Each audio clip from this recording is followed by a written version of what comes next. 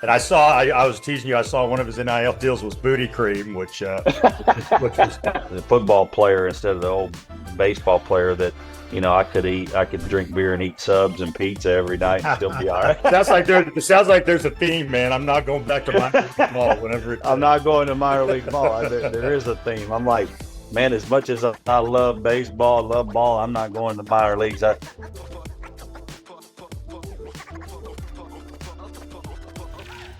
Welcome to the Think Tank.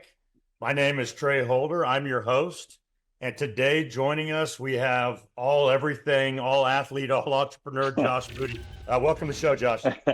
Man, thanks, Trey. I appreciate that introduction, especially. But no, I always like to get to hang with you. So to do it over a podcast is awesome. I know you've worked hard on this, and to be a part of it, especially first few of the guests that you have, I'm very honored, man. I appreciate you having me.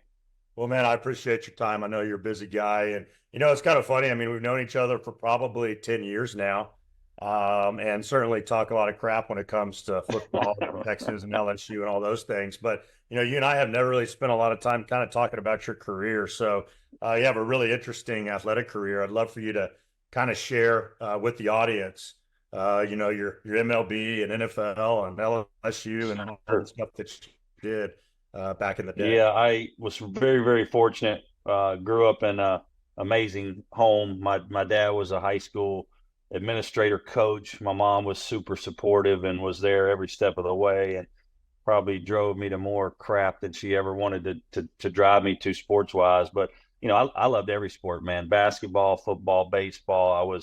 When I was a little kid, it was always baseball. Little league was probably the funnest at an early age, and then for me. And then when I got to high school, football became something that I just fell in love with because I think the crowds and the pageantry of high school football and the way people perceive it in the South, it's a big deal. It's me and you always talk about LSU and Texas Longhorn football because you're a Longhorn, but um, you know, growing up watching, Tiger Stadium and the electricity and a college atmosphere, and then in high school football in the South, it's the Friday night lights, right? So I fell in love with football, as much as baseball as I got a little older, 16, 17, and 18 when I was playing quarterback at Evangel Christian in Shreveport, Louisiana. We had a ton of success. We broke every state record my junior year passing.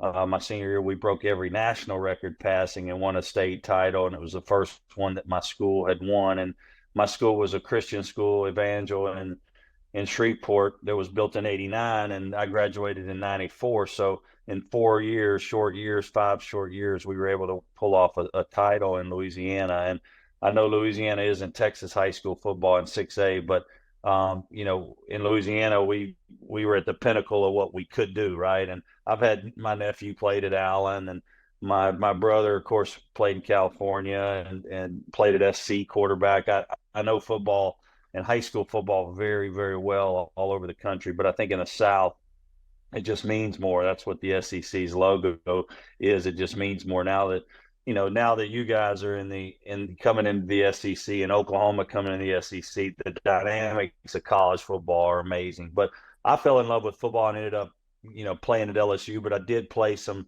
professional baseball right out of high school. I was a dual sport guy, first rounder in baseball. I'm very proud of that. Was on the '97 World Series team with the Marlins, and I'm kind of going through it fast, but got a chance to play pro baseball, go all the way up through the minor leagues, which is tough as nails in terms of just everyday grind, right, and a mental grind, and not knowing where you're waking up in a small town, riding buses and doing all that, and playing winter ball and going outside the country to get at bats playing winter ball. That's all kind of part of the process, right, to get into the big leagues. And then I got there in '97. We won the World Series. I was a backup, a rookie. '98, I started opening day. I got injured, and then 1999, they're like, "We're going to start you in AAA," and I said, "Nope, I'm going to go back and play college football." And so my brother was at LSU. He'd had some success playing wide receiver. We got three little brothers. He was doing very well. Had caught about 60 balls his freshman year at LSU. In an offense that was not suited for passing. And I said, I'm going to go down there and try to see if I can turn this sucker around for the Tigers. And I did. And we what I didn't know is that I wasn't going to turn it around the first year, and we were not very good.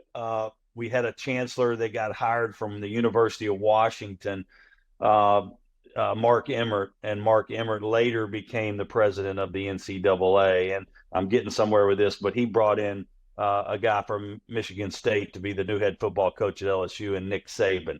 And Saban hired guys like Kirby Smart, Muschamp, Pelini, Dooley, Fisher, Jimbo. We had all these great young football guys in the building, and it got serious.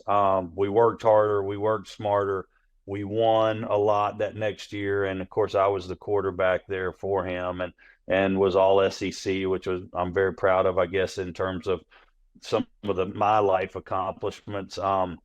And got drafted by Seattle Seahawks that after that first year that Saban was there. But I got the opportunity to of course play in the NFL, play Major League Baseball. I say I'm kind of a jack of all trades, a master of none. But I got to play in 2 professional sports. I played 3 years with Cleveland. I played with, like I said, Seattle. I played in Oakland with Lane Kiffin.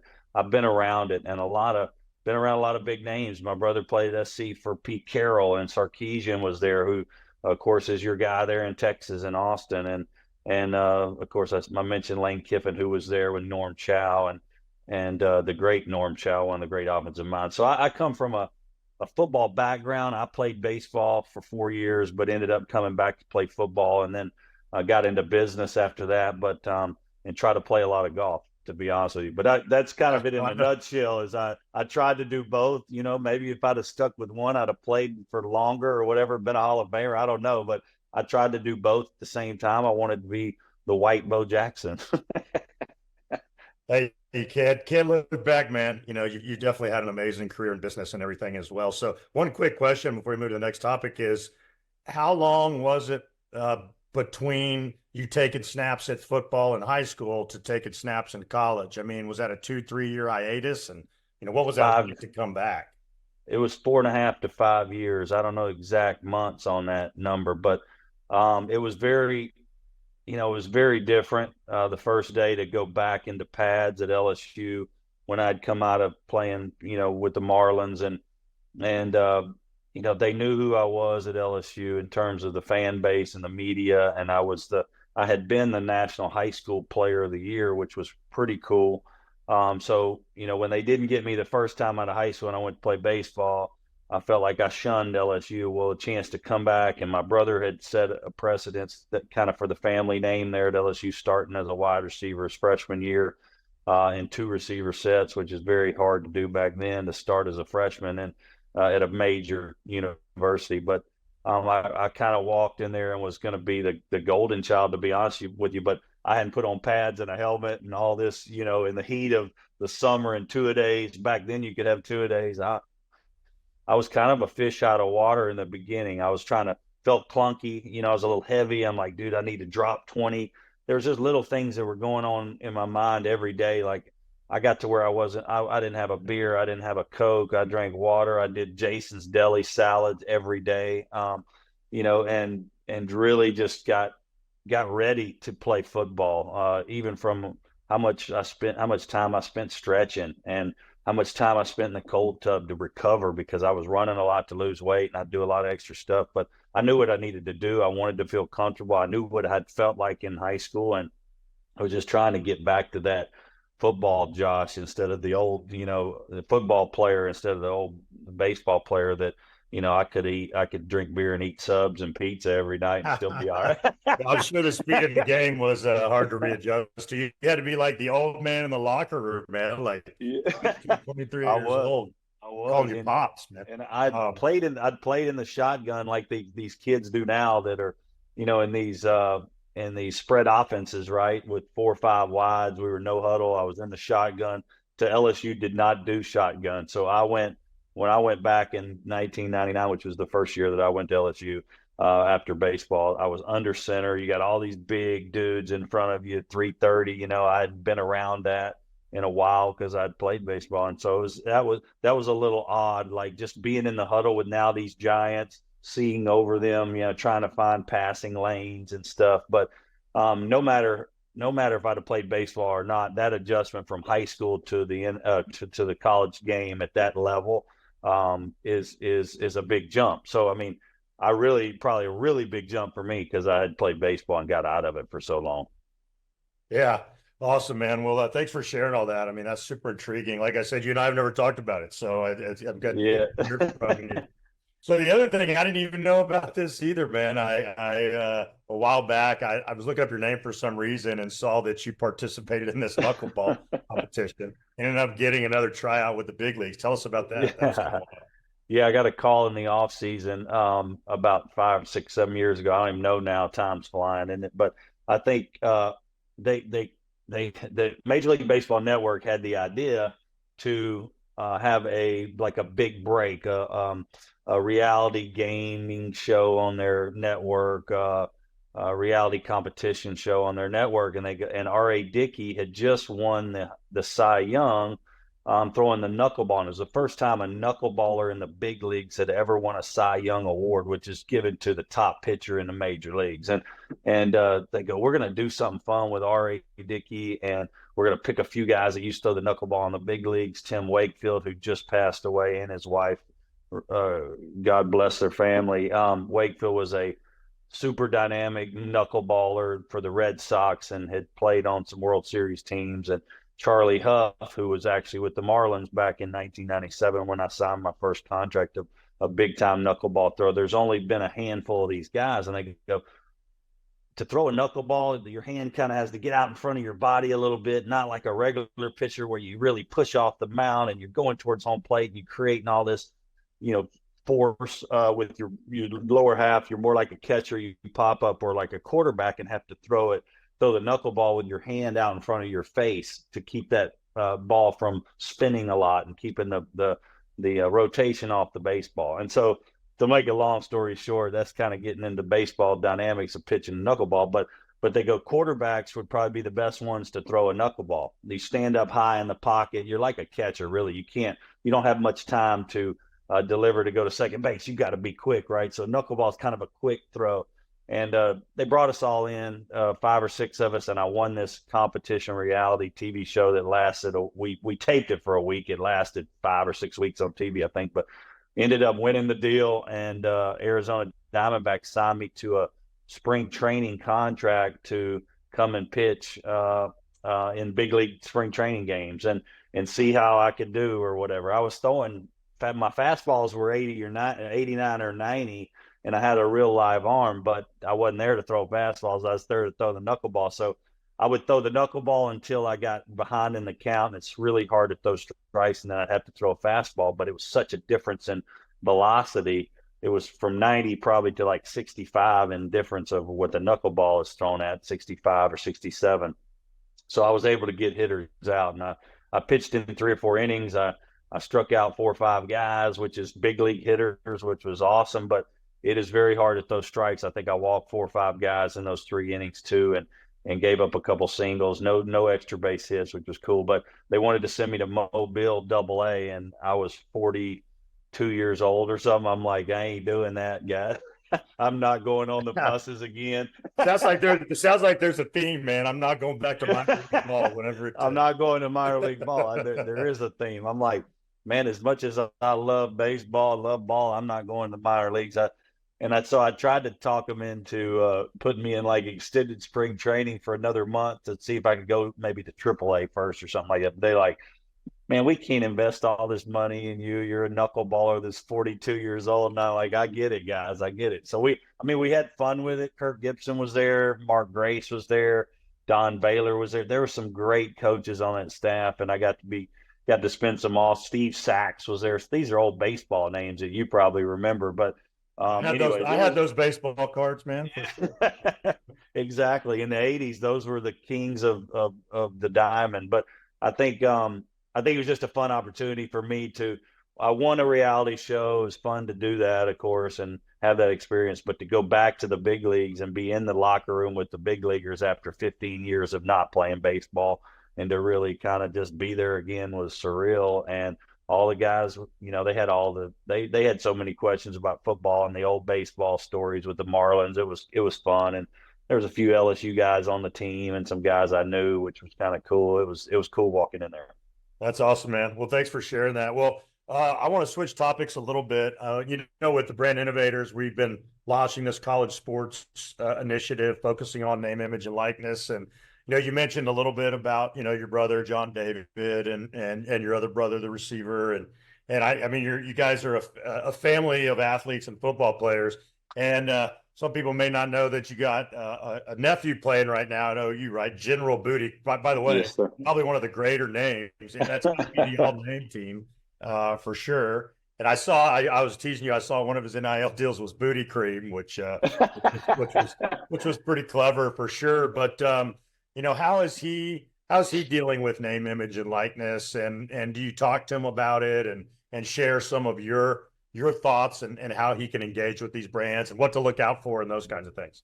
I do. I had a marketing guy when I was playing, a guy named Pete Miller, the Jabez marketing group guys out of Boston, and he launched that. He had Deion Sanders, Joey Galloway, Javon Curse. He had Matt Hasselbeck. I got to really know Pete Miller, and when General got an opportunity to go to Oklahoma to go play college football, it wouldn't have mattered where he went, but Oklahoma was a good place to, I guess, to launch a brand if you're an athlete these days, because football's so big there, and his name is different, and he's lucky because it is. And I put him and Pete together, so Pete started doing some deals and putting some deals together, and they've been able to do a lot, even to raise money for underprivileged kids or Children's Hospital there in Oklahoma City. If you go and check out General Booty, Google him and look up on any of his socials and go to his merch sites. There's a lot he is doing, and he's selling everything from, like you said, creams or underwear. He's got Booty underwear. He's got a full merch site. So he's selling T-shirts and General Booty stuff. But he's done a very, very good job of not only with his brand and with Pete, but giving back to the kids in that area. And Raising Cane's does deals with him every month there in Oklahoma City. The chicken finger place with Todd Graves, the founder, a good buddy of mine, they're doing deals with him. And he got invited to go to the big NIL Summit in Atlanta last year that was hosted by Influencer. My buddy started Influencer. He's recently sold out of Influencer, but he was the founder, and he threw a huge event that still is going on, NIL Summit in Atlanta. And we went, and I was able to go with him last year, and it was really cool to see all the stuff that's really happening from the athlete perspective side. And we think about, we watch TV and see these guys, the numbers that some of these guys are making. I saw Jackson Dart got a jet deal. I see, the kid that went to Tennessee last year, Yamaleva, got a huge deal. Caleb Williams made $10 million in the last 2 years at SC playing quarterback. I mean, I wish I would have been in that era, brother. And, I would have wanted to take advantage of the situation just like they are. It would be dumb not to put some money in your pocket if you're in that situation. You're turning it down unless you just don't want to do anything. You want to focus on your sport. But I mean, if you can get paid for something that you're a part of, why not? And so, I have mixed views on it all, to be honest with you. I think it could corrupt the college game. It is already corrupting the college game, but the transfer portal messes with my head more than any of it. And I like that the kids get a chance to make money. I mean, if they could go to war at 18 and lose their life, why can't they make money selling, underwear or chicken fingers? I mean, come on. I mean, so I just think there is though a lot of disparity. And you didn't ask this question, but I guess I think there's a lot of disparity between the very great players and then everybody else, right? So Caleb Williams, he makes $10 million at SC, and he's a Heisman Trophy winner and a candidate the second year and tried to win it twice in a row. But I mean, what about a lot of those other guys that might be at UCLA right down the road that are linemen? I mean, they're not making nothing. They might make 20 grand or something, or 10 or 5. I mean, on the whole year. So there's, I guess it's just like minor league baseball. It's become free agency in a lot of ways with the portal too. So it's like, if you're a first rounder, you're going to get paid. Then there's kids that aren't first rounders to get peanuts, to sign. It's just how good are you, and are you in the limelight? Are you at Notre Dame and SC and Texas and Georgia and Florida? How many followers do you have, right? Yeah, how many followers do you That's have? always a big key for Yeah, sure. can you represent a brand? I mean, General represents brands because he's a good-looking kid who can speak as well as is a groomed business guy, almost. And so, and then you got guys that maybe not line looked the part, but their quarterback at Ohio State, the kid last year, he, ended up leaving Ohio State because he didn't fit in there, and Michigan beat him, but uh, they're just different situations all over the place. It's the Wild West, bro. It's the Wild West. But I like that kids can make money playing. Me being a quarterback at a big university, of course I would have wanted NIL. If you're at Texas or LSU, like I said, all these big boy schools, you're going to make some money. They're doing a big documentary about LSU athletes right now in NIL, and their NIL prowess. I mean, it's just unbelievable. Our Livy Dunn, the gymnast, she's one of the top female NIL people in the world. Yeah, you got She Angel is Reese out there. Angel Reese. I mean, Your baseball you team, know this. your baseball team's Yeah, playing again. Yeah. No, I listen. I totally agree with you. By the way, I mean, I 100% believe in these kids getting paid. I believe in the democratization to the dollars across the entire spectrum. Right. I think it's a huge opportunity for female athletes that weren't getting the paper bags full of money with McDonald's bags, that kind of stuff. Right?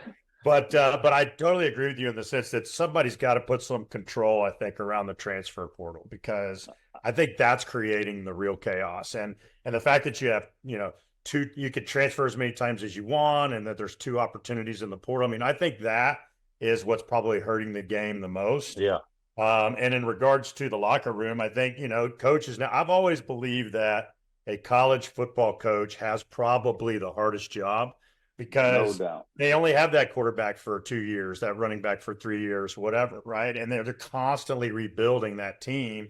Now they've got to recruit high school players, recruit their own players, recruit portal players. They have to deal with inconsistencies and compensation in the locker room and creating that appropriate culture. I mean, it's a tough job, right? You see guys like Chip Kelly, like, screw this. I don't want to be head coach. I'll go be coordinator. It's like Saban. I mean, I got to play for Saban, and we talked about this offline, but I don't think he wanted to put up with having to recruit the kids in his own room. He's tired of it, and that goes back to the transfer portal and these kids getting an opportunity to jump at any chance. But a lot of the common sense stuff has been lost in this transfer portal thing. Guys are playing in 3 or 4 conferences by the time between they start and finish of their careers. It's like, we had a kid who I like, the kid Max Johnson, Brad Johnson's son. Brad played in the Super Bowl, for the Bucks. Unbelievable guy, big bad Brad on social media, love him. But his son played for us against A&M 3 years ago or 2 years ago, and then last year he's playing for A&M against LSU. So he transferred and played in the same conference on the same side. It's like, man, he was just in our uniform. Now he's in their uniform. So as a college football fan now, you're almost really going to cheer for your colors. You're cheering for the colors or the uniforms. It's really not the players. It's just they're pawns out there still. And so, they come and go and they can make money, and you might want to pay them because they'll go. But, as a fan, you're just kind of rooting for the purple and gold if you're LSU, and I guess that's kind of how it always has been. But there seems to have been more loyalty back in the day, and the transfer portal's kind of crushed a lot of that loyalty. Coaches have the hardest job. You're right, though, because they can't even coach these guys anymore. And I'm convinced that that's why Saban left, is because he really can't be Nick Saban. He's had to try to morph into a different cat, because he can't coach them up. He can't get on their ass. He can't coach them hard. And then they might leave, and he's got to pay them money. He might as well have been the Dolphins. He might as well have stayed and coached with the Dolphins, Yeah, for sure, for sure. Well, I got one more question on the kind of sports stuff, and I want to talk about what you're up to. So, speaking once again about your family, you got you're continuing the lineage of athletes. Can you tell us about what your boys are up to, your twins? Yeah, man, I'm excited to talk about this. Yeah, twin boys are 18. They're at Evangel Christian, where I went to school, Shreveport, Louisiana. I'll be with them this week. They're playing a baseball tournament at Barb in Lake Charles, Louisiana, which is always the toughest team in the state. But anyways, one of them's they're the shortstop and first baseman, but the shortstop's a wide receiver and the first baseman's a quarterback. So they're baseball, football guys, a lot like I was. They're trying to do both. The shortstop's a wide receiver and he's committed to play at Clemson, but to play football. And he won't play baseball after this season. The quarterback's a first baseman and he wants to go play baseball somewhere. So we're trying to find him the best spot possible for him to go, to college to play ball. And whether it's junior college or D1 or whatnot, we're not sure yet. But he needs to get at bats because he's been a two sport guy and he needs to focus on one. And I can give him a little of insight on that. It's very, very hard to listen to you tell them to focus, man. Look, you get to live vicariously. One of them is playing football, one of them is playing baseball, but they're both focusing, right? So yeah, they're both focusing. So y'all got to focus on one or the other. It's just too hard, man. And I think that they're the types of people that it's kind of it's I guess where they need to go is kind of showing its head. Thank God that they're not like me and didn't know which one to do. One of them's focus is he likes baseball and knows he needs to play baseball, the other football. That's very cool. So what do you tell them in regard? I mean, I know we talked about this a little bit with General earlier, but what do you tell them about NIL and kind of keeping a clean image, right? I mean, I think that's really important for brands. I mean, there's been a couple times, by the way, where a brand's asked us to work with a certain athlete and, we talk to the athlete, then you Google the athlete and, they've made a mistake. Let's just, right. And so I think that's where the brands probably have the greatest fear is there's not a lot of history with some of these creators and they need to learn, they need to keep a clean image. So do you champion that with your boys? Yeah, I think that's really been what we've championed though since they were young because we cared enough to instill maybe the right values in their lives and stuff like that. So it's like, you know what, if you're going to go play Clemson and you're a receiver and he wears these glasses and he can fly. And I'm like, dude, and he's wearing number 13, which was Renfrow's number, who was a famous white receiver that went to Clemson, that was a walk-on. And my son being a white receiver, there's not that many of them. And it doesn't matter if you're black or white. I love every type of receiver. But I'm telling you, at Clemson, if you're wearing number 13 and you're like Renfrow and you look like anything like Renfrow, they're going to go 8 over you. So I'm like, listen, if you just play your cards right, you do the right thing, you show up, you make plays because he's good enough to make plays, I told him, and make good grades, dude. These fans are going to fall in love with you because you remind them of the guy that played before you that's in the NFL that won 2 national championships there. He was a folk hero. And so I think, like you said, the best thing that they can do is do all the right things, make good decisions every day that they wake up, go to class. But they're good kids. They make good grades. They try hard and they do the right thing. They're not stupid.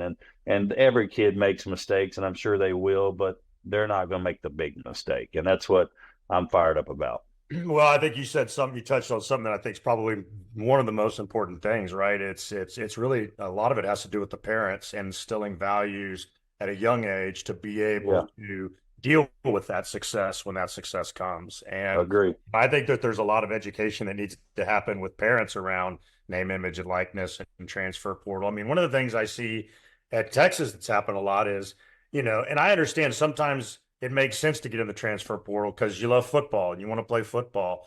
But I've seen guys go into the transfer portal frustrated that they weren't getting any PT and they disappear.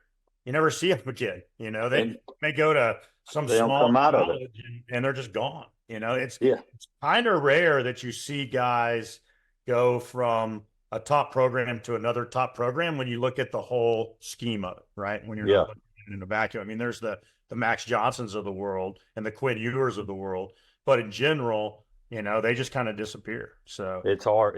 There's a lot of kids that get left in that portal, like you mentioned, yearly, and they think the grass is greener. It's like you got a good looking girlfriend already. Why are you going to try to find another one you think's hotter, but really isn't? And I think from a parent's perspective, and this is good too, I think is a good point, is a lot of these, they don't know any better because they haven't had maybe they hadn't had another kid that was recruited high or is a 5-star, and they want all this money, and they're asking schools for money, and what do you give me, give me, give me. But I'm telling you, the greediness always leads to derail players. For me, I like a kid who goes in or is thinking, you know what, or parents that teach this to their kids. I'm gonna go and be the best teammate I can possibly be, make all the right plays, be in all the right spots. Over time, I'm gonna prove my worth. This is Saban. This is exactly how he would say it because I've heard him so much. But we're going to do the right things over and over and over, and we're going to look up at the end of the day and have, great stats or we're going to have a good team if we all are doing that. And I think that's a byproduct. Getting a big deal in the NIL deal it's not what you can get initially for most kids. Only like a handful of kids can get big deals initially, right? It's you go to school and do everything right and produce right and be a great teammate and work your butt off in the weight room and in the off season and really learn football. And then you wake up and you've had success, and then that's where you get the good NIL deal. So it's these parents, everybody thinks their kids like the next, Manning. And it's like, come on, dude, just because he's a 4-star kid and, doesn't mean he, so it's like, I bet you Saban just wanted to like throw up when he hears a lot of the stuff, that he had to deal with, or any of these coaches. Like, come on, dude. I mean, yeah, we want you. You're an elite player, but I mean, come on. Now, we can't give you $8 million, everybody $8 million to come and play. So that would probably wear on me a little bit. And I think as parents, I'd be less greedy and more focused on your kid making all the right moves when he gets there, Yeah, for sure. By the way, thanks for the subtle props because we have the next Manning at Texas. I know. So anyway, well, hey, I want to talk about some of your enterprises. I kind of feel like I, in some way helped you create BULA because you were chasing me for money after LSU beat Texas. So I like to think of the founder. But anyway, talk to us a little bit about what you're doing with BULA. Well, we're super excited. Me and my youngest brother, Jack, are launching this awesome social challenge app. And there's corporate partnerships. A B2B model is where we're focused on right now, to where we're going to do big, large corporate challenges for them and kind of bring the old corporate challenge functionality like they used to have, like say McDonald's and Monopoly, and bring it into a new age where it's all content driven and it's on the app. And we're doing a SaaS model for companies, and we're just about to launch that, which is awesome. And then we're going to bring those users over to do the social challenge app that is like a gambling app without a bookie, where you can challenge, dare wager your friends in a social environment on anything, anytime, anywhere.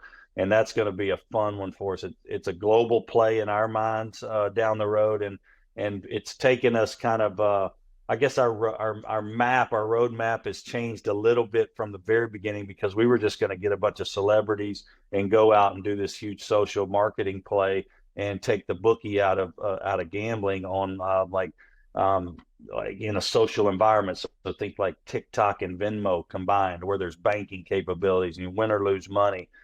To now, we're going to go do huge corporate challenges for companies, and then we're going to bring a lot of those users over to BULA, and then we're going to launch that social gambling app, because the money that these gambling companies are poured into states like FanDuel and Iowa is $1.3 billion. I mean, it's ridiculous, right? To get profit share, or to get market share. Sorry, I think for us is to get several 100,000 users on the platform first, test it out, and then go big with the social. And so it's all going to be happening here in 2024, and in the next couple of weeks. We're doing some test runs right now, and we couldn't be more excited. But it's taken a long time to get here, and we're it's not always about the prize. It's a lot of times about the process, and we've learned a lot about ourselves through this thing.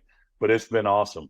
Yeah, well, being an entrepreneur is not easy. I know you're cut out for it with your background, everything you're doing, and you got to just stay with it, right? It's a tough fight, but you got the right attitude and the right team. So yes, sir. I certainly push it, and thank you so much. I love the idea and the concept and what you guys are doing. And then you went out and launched the Albatross Golf Society. If I'm written with. I'm going to that party at Super Bowl. That was pretty fun. to Yeah, hang with we that crew, and you got some pretty big partners. So tell us a little bit about what's happening there. we're having some fun. So the Celebrity Golf Association and the Albatross Golf Society has merged, and the Albatross Golf Society is a membership only, um, I guess, golf tour, that where you can come and wealthy businessmen can network and play golf against and with celebrities for real purses. And so instead of just, maybe getting to play in a, they call them hit and giggles, like scramble, where you're not really getting to play for money. You might get to play for a golf bag or some prize in most little golf charity events. You're actually getting to play unbelievable golf courses and for $50,000 purses. We have net and gross, and the celebrities are involved. We did the first deal in Vegas, and I had good news. I won that whole deal. I couldn't believe it, but I won the celebrity side. Shocker, man, shocker. Yeah, I didn't win the Albatross side, but it's a fun deal where you can get involved in networking at a very high level with a lot of guys that really enjoy golf, have the money to go to these fantastic places, and then have celebrities involved in these tournaments. So they're 2-day formats where you go and play, a practice round and then 2 rounds, and you get to golf your ball for real. And there's real prizes, and there's parties and all that involved. So it's an awesome, it'll be awesome events as we grow too. It'll get bigger and bigger. Well, what I love about it is not only the idea, but it's not super cost prohibitive, I don't think, to get involved. No, it's 25 grand to become a member, and then you have to pay for half your fees as you go to the events that you choose to go to. So that's like it's just like every golf course. You pay your membership fee, and then you pay your club dues monthly. It's kind of the same thing. That $25K, that's a one-time fee? It's a one-time fee that gets you in as a member, and then now what that does is it takes 40% off of your entry fees, and that is including, the hotels, meals, golf, food, all the things that come along with going and playing golf for 3 days at a great place. Well, to the audience, I would get involved quickly, because I keep telling Josh he needs to increase his pricing. So I'm sure they will. This might be the time to get involved. This is the time. That's right. We have 55 members already. We wanted to have 105, I think, and then go up and like a pricing tier. But yeah, that's the initial pricing. Awesome. And how do people find out about it? Just you go to the website, or how? Yeah, Albatross golfsociety.com. Yep. Okay. Very cool. Well, hey, I want to end with just a couple things. I think we didn't talk about this, but I'm sure you got an opinion. Who's going to win the SEC, man? What's your big prediction? Well, I'd be stupid if I picked anybody besides Georgia, probably. They got their quarterback back. I think Texas is probably the second best team. I think Alabama's the third best team. I think LSU could be the fourth best team. I'm kind of going down the deal. I think Mike Elko would do a good job at A&M. They could be a team to be reckoned with. What about Ole Miss, man? They seem pretty loaded. Ole Miss is good. I don't know if at the end of the day they're better than LSU or Texas, or Alabama. I'll always put them kind of in that second tier with Tennessee and some of the others, A&M maybe. I don't know. Lane Kiffin has done an unbelievable job. I know they're winning 10 games and stuff, which has never happened at Ole Miss, but and they got their quarterback back, which is huge. So maybe it is Ole Miss's year, but I still like Georgia. I think they got the horses. I think Texas is right there on their heels, and then Alabama's Alabama. Let's see what they do with the new football coach. Yeah, man. Well, I'll tell you, I think it's going to be a super exciting football season with all the realignment and the college playoff and everything. So would you pick Georgia to take it all? I would pick Georgia to take it all. I like Ohio State because of some of the stuff they're doing in the transfer portal, but I'll take Georgia in the SEC. I think Georgia and Ohio State and Texas and maybe Bama. Michigan lost a lot. I'm trying to think anybody else that I would. Florida State could be good. They got the Ducks are rated pretty high. I guess we'll have to. Yeah, Oregon. The Oregon's good. They got Dillon Gabriel from Oklahoma, which should be good. He's I mean, shoot, he's top 5 NCAA passer of all time. I think He's almost 30 years old, man. He might be. He's almost 30. He could be good. I like it. He's a good kid. He's not very big, but he's a really good decision maker. He really thinks quick on his feet, and he can throw the ball where he wants to. General, played with him the last year or two and loves him. He's like, yeah, this guy's a gamer. He gets the most out of. He's got a little speed, smart. Too. He's got a little. Yeah, he's got a little giddy up. I mean, he can make you miss and make a play. Yeah, I don't know. Oregon could be in the Final Four. That's for sure. I don't know if they got enough power to win it though. Yeah, it's going to be tough. It's going to be super interesting to see. I think a team like Georgia for sure, when you're going into a big playoff with several games, they've got the horses to do it. So they got the horse, but so does Texas. So your troops are looking up and up. I can tell you that. Man, did you see Worthy beat the all-time yesterday, 4-2-1, man? That was dude, he was flying. I watched it live. I was like, whoa, he's flying. I was super excited for him. I have a really good friend of mine that is a businessman in Louisiana, and he's really close with him. And he goes, he's one of the best kids you'll ever meet. So I trust him too because I've known him for 20 years, my buddy. And so I was pulling for him. I'm glad he made him some money yesterday running the 4-2-1. Yeah, that's for sure. By the way, I see you wearing your LA golf hat there, man. They're a good company, right? Yeah, buddy. I got to be repping them a little bit. No, I think I'll see some of the guys out here at this Desert Smash. Eric will be out here and some other. Oh yeah. Here, so yeah. Well, hey, brother, I really appreciate the time, man. It's always good catching up and getting deep on your background. Congratulations on all your continued success. Congratulations on, your boys and the Clemson and where the other one ends up. I'm sure it's going to be an awesome opportunity, and I'm sure he's going to do great. And I'll see you out on the circuit at some point somewhere, I'm sure, here pretty soon. Yeah, I can't wait, my brother. I appreciate you having me. It's always fun to catch up with you, whether we're doing a podcast or not, baby. I love it. All right. Good to talk to you. All right, man. Be good, buddy. All right. Talk soon.